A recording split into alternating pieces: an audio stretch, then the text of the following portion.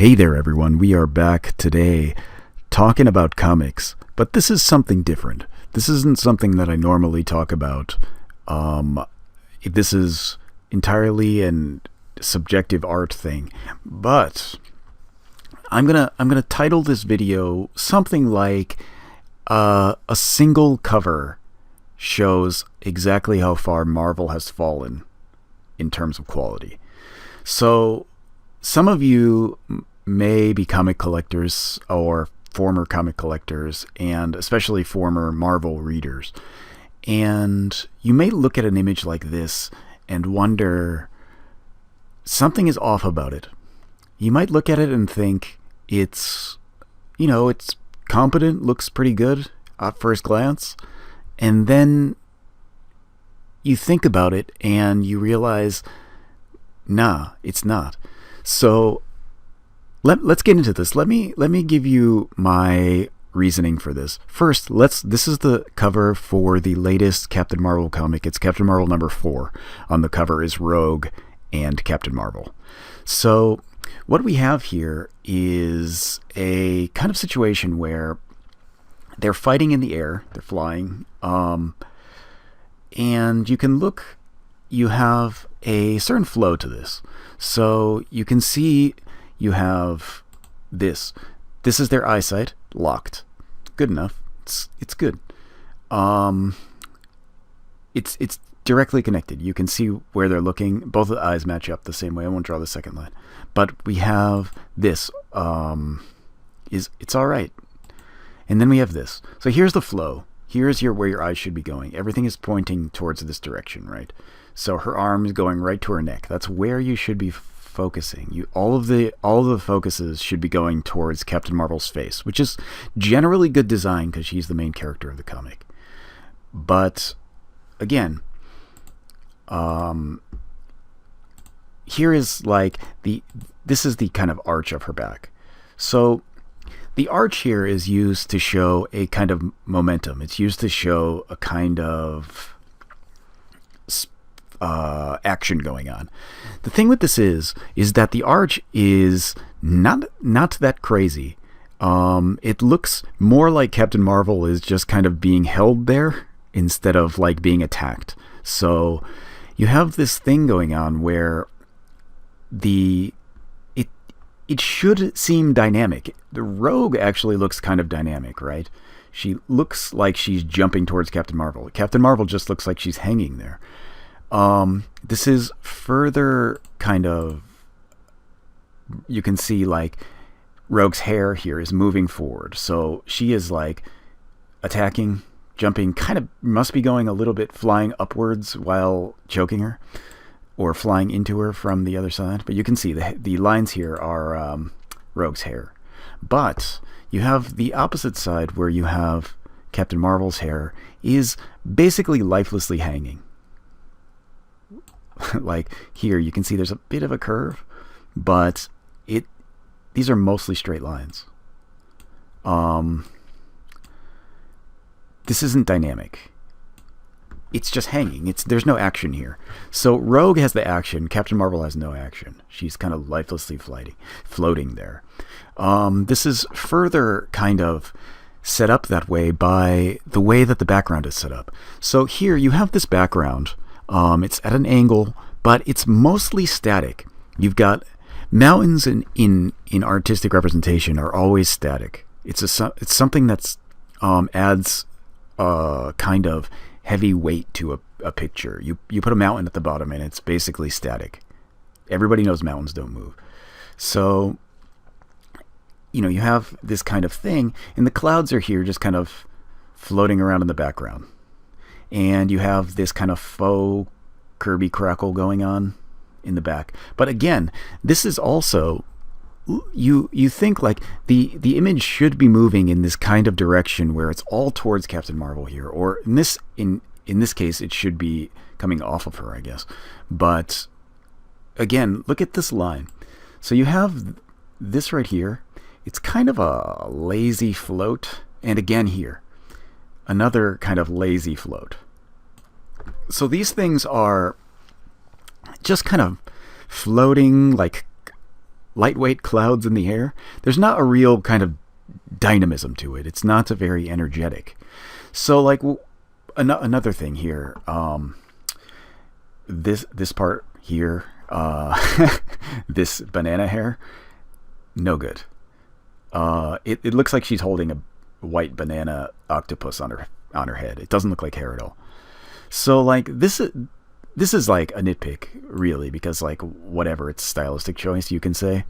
But also another one here is her hair just lazily flops over, just like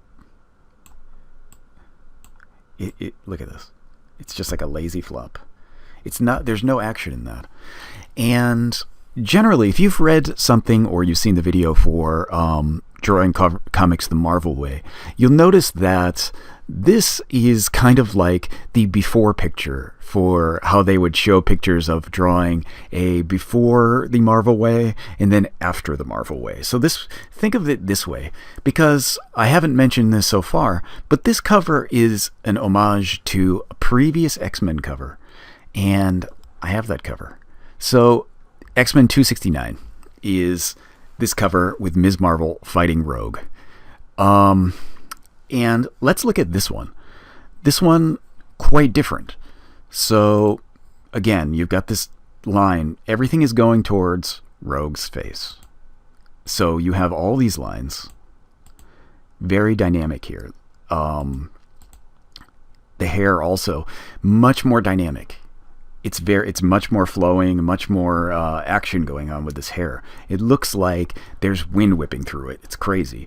And the same would actually go for, so here you've got the energy in the background, straight line across. You can draw a lot from here.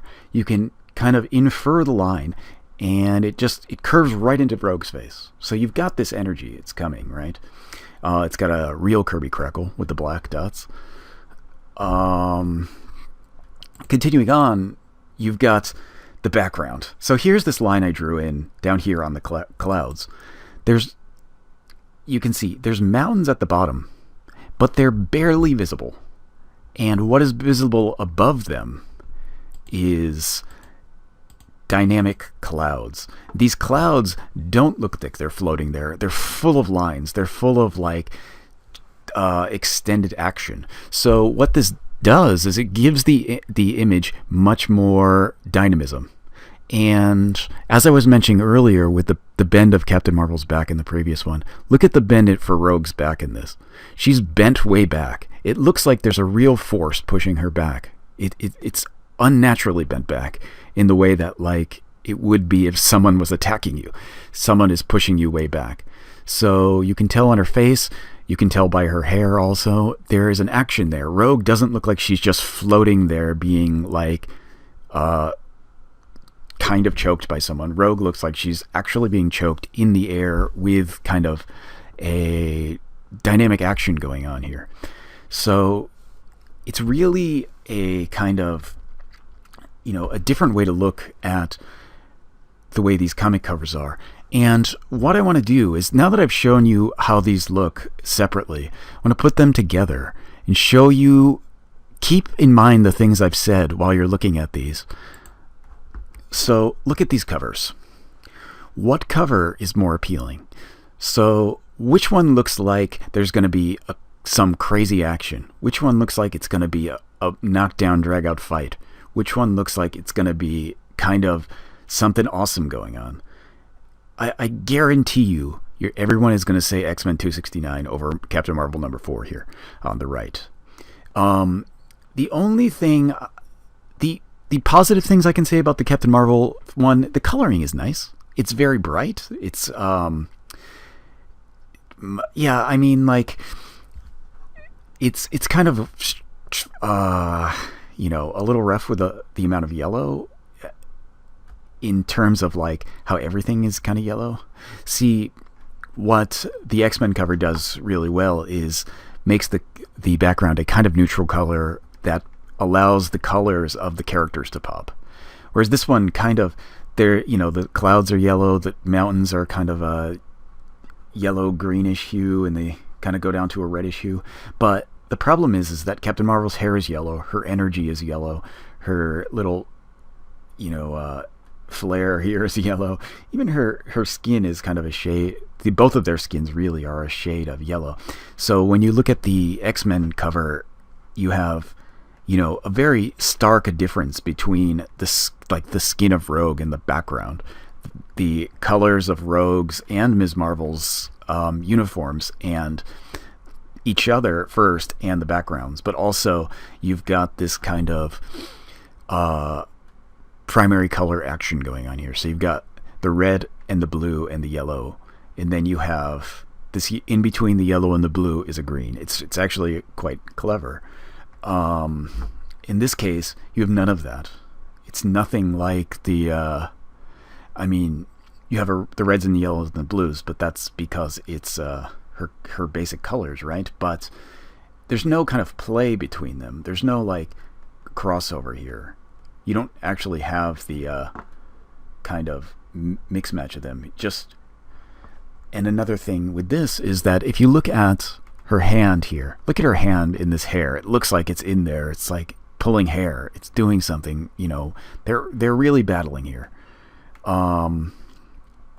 This one again, it looks like a white octopus attached to her face or something. It doesn't really read as hair. It reads as something solid because it looks like she's holding on to something solid. This one just looks like her fingers are coming through hair. It's kind of how hair works. Again, look at their faces also.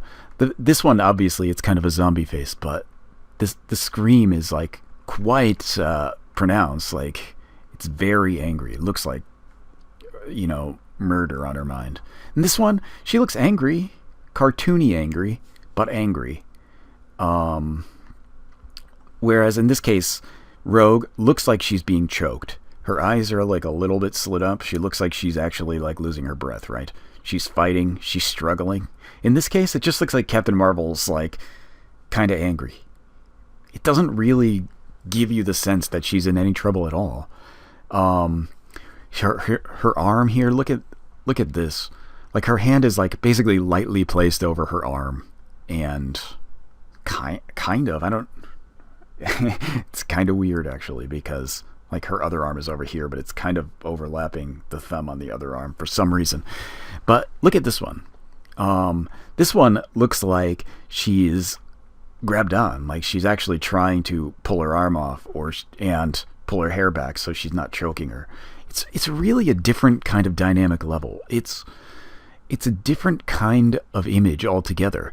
So on first glance, when you look at this Captain Marvel cover, you might think, you know, just looking at it devoid of anything that I've drawn on here, if you look at it that way, it comes off as, you know, a nice looking cover. It's colorful, and it seems somewhat dynamic, and you'd actually wouldn't be remiss to say that it's dynamic when you look at it until you look at what it's trying to do. Look how many different lines there are that are showing the dynamics way that there should be movement in this image. It looks like there's movement, whereas this one looks like it has much more movement than this one.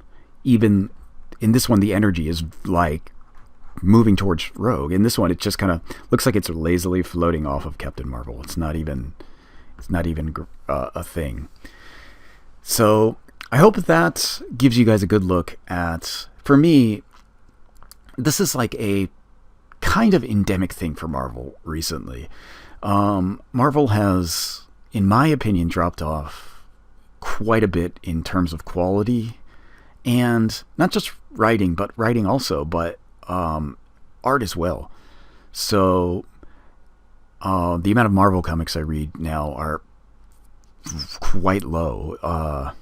The only thing I would recommend at the moment is probably Immortal Hulk. After that, I'm not sure. I'd be hard pressed to recommend anything else. And this, I think, is really kind of a good look at why it's not so great anymore. And this is just one cover, obviously. It's not like, therefore everything is bad. It's just I wanted to give some solid examples from the perspective of somebody with a couple of art degrees. So yeah, that's about it for today. This is a different kind of video. Let me know if you liked this, and maybe I'll do more. I can do kind of art related videos if you're interested in those, because again, 2 degrees in art. So that'll do it. That's it for today. I will talk to you guys next time.